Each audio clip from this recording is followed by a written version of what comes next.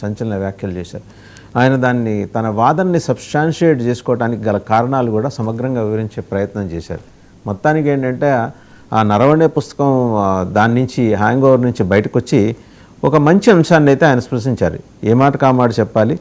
ఈ సెషన్స్లో ఆయన లేవనెత్తిన వ్యాలిడ్ పాయింట్స్ ఏంటంటే ఇదొకటి, రైతులకు సంబంధించింది ఒకటి, రెండు మాట్లాడారు. ఈ రెండింటికి సంబంధించి బిగ్ డిబేట్లో ఈరోజు మనతో పార్టిసిపేట్ చేస్తున్నారు డాక్టర్ తులసిరెడ్డి గారు, రాష్ట్రసభ మాజీ సభ్యులు, కాంగ్రెస్ పార్టీ వర్కింగ్ ప్రెసిడెంట్. నమస్కారం డాక్టర్ తులసిరెడ్డి గారు. అలాగే అబ్దుల్ గఫూర్ గారు, సిపిఎం మాజీ ఎమ్మెల్యే, సీనియర్ నాయకులు, వారికి కూడా నమస్కారం. కోటా సాయికృష్ణ గారు, పొలిటికల్ అనలిస్ట్, అండ్ మస్తానరావు గారు, సీనియర్ జర్నలిస్ట్. అందరికీ నమస్తే. To start with doctor Tulasi Reddy గారు. డాక్టర్ తులసిరెడ్డి గారు నిన్న ఐటీ కంపెనీల గురించి ప్రస్తావన చేశారు రాహుల్ గాంధీ గారు. మనం కుదుర్చుకున్న ట్రేడ్ డీల్ కారణంగా నష్టపోతామంటున్నారు, భారతదేశం నష్టపోతామని. అంటే అంత అమెరికా ఒత్తిడికి తలొగ్గి చేసుకునేంతటి ఒప్పందాలు అక్కడే ఉన్నాయి. ఎందుకంటే ఇక్కడ డేటా వాళ్ళు ఎదగాలంటే మన డేటా అవసరం అని చెబుతున్నారు. అండ్ డేటా సెంటర్లు కూడా మనం ఇక్కడ తీసుకొచ్చి పెట్టే ప్రయత్నమే చేస్తున్నాం, కానీ అక్కడెక్కడో ఉంటే వాటి మీద వాటికి లొంగిపోయే పరిస్థితి ఏం కనిపెట్లా. బట్ ఆయన వాదనకి ఆయన ఎంచుకున్న అంశం ఏంటి, ఆయన ఎలా జస్టిఫై చేసుకున్నారు? అంటే నేను స్పెసిఫిక్గా ఇన్ డెప్త్గా నేను పోలేదు, కానీ ఓవరాల్గా వచ్చేసి ఇక్కడ ఏకపక్ష ఒప్పందము, ఇక్కడ బైలేటరల్ ట్రేడ్ కాదు, ఇక్కడ వన్ సైడ్ ట్రేడ్ జరిగిందనేది ఓవరాల్గా రాహుల్ గాంధీ గారు కానీ మిగతా దాని విమర్శకులు కానీ వాళ్ళ పాయింట్. ఇక్కడ ఓవరాల్గా మనము రాజ్యాంగంలోనే పీఠికలో ఏం రాసుకున్నాం, we the people of India have solemnly resolved to constitute India into a sovereign, తర్వాతనే సోషలిస్ట్, సెక్యులర్, డెమోక్రటిక్ రిపబ్లిక్.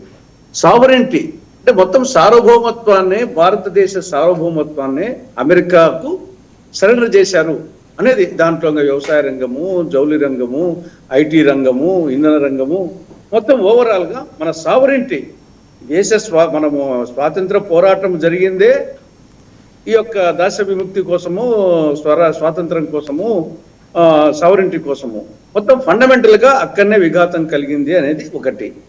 దానికి మనము ఈ యొక్క ఎందుకు ఏకపక్షంగా అంటున్నామంటే మన ఉత్పత్తులు, మన ఎగుమతుల మీదేమో 18% వేస్తారట, వాళ్ళ దిగుమతుల మీదేమో 0%.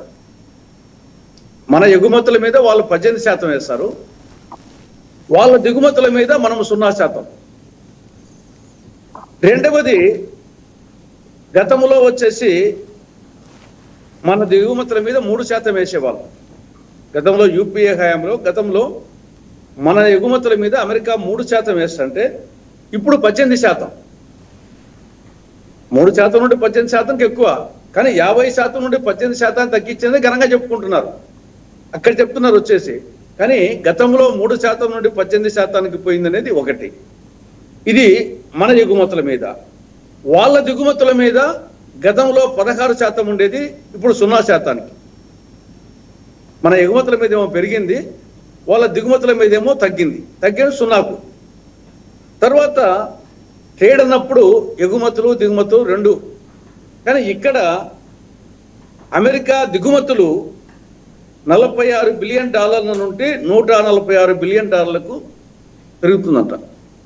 ఇక్కడ ఎక్స్పోర్ట్ ఇంపోర్ట్స్ కాడ డిఫరెన్స్ వచ్చేసి వాళ్ళ ఇంపోర్ట్స్, వాళ్ళ ఇక్కడ దిగుమతి $46 బిలియన్ నుండి $146 బిలియన్ కంటే ఆల్మోస్ట్ అమెరికా ఉత్పత్తులన్నీ, అటు వ్యవసాయ రంగం కావచ్చు, జౌలి రంగం కావచ్చు, మిగతా ఇది ఇంధన రంగం కావచ్చు, ఐటీ రంగం కావచ్చు, ఇవన్నీ డంప్ అవుతాయి. భారతదేశంలోకి డంప్ అయినప్పుడు వాటితో మన రైతులు కానీ, మన సాఫ్ట్వేర్ ఇంజనీర్స్ కానీ, తర్వాత మన మిగతా రంగాల వాళ్ళు కానీ వాళ్ళతో కంపీట్ చేయలేక మొత్తం వచ్చేసి ఆఖరికి దేశాన్ని పరిపాలిస్తూ ఉండేది అమెరికా అనే స్థాయికి వచ్చాం. ముఖ్యంగా రష్యాకు ఇంధనం మీద విధించినటువంటి షరతు ఇంకా ఏ సార్వభౌమత్వం దేశం కూడా అదొకటి చాలా అసలు ఉంది, మిగతా అన్నీ ఒక ఎత్తు. మొత్తం వచ్చేసి ట్రంప్ చెప్పిందేమి, అమెరికా ఇది రష్యా చమురు కొనుగోళ్లను ఆపేస్తామని భారత్ చెప్పింది. తర్వాత అమెరికా వెనుజులా చమురు ఉత్పత్తులను భారీగా కొంటామని భారత్ చెప్పింది. కాబట్టి ఇంకా మనం ఎవరితో మనం స్నేహంగా ఉండాలా, ఎవరి దగ్గర ఏం కొనాలా అని మొత్తం అమెరికా నిర్ణయించేటప్పుడు ప్రధానంగా ఇంధన దేశాన్ని ముందుకు నడిపేదే ఇంధన రంగం. 85% మనం దిగుమతి చేసుకుంటాం. అటువంటి పరిస్థితుల్లో మన విదేశీ కరెన్సీ దానికే పోతుంది. కాబట్టి మనము జుడిషియల్ గా మనకి ఎక్కడ తక్కువగా వస్తే అక్కడ కొని మన దేశాన్ని రక్షించుకోవాల్సిన ఉంది. ఏ ప్రధానమంత్రి అయినా, ఏ గవర్నమెంట్ అయినా.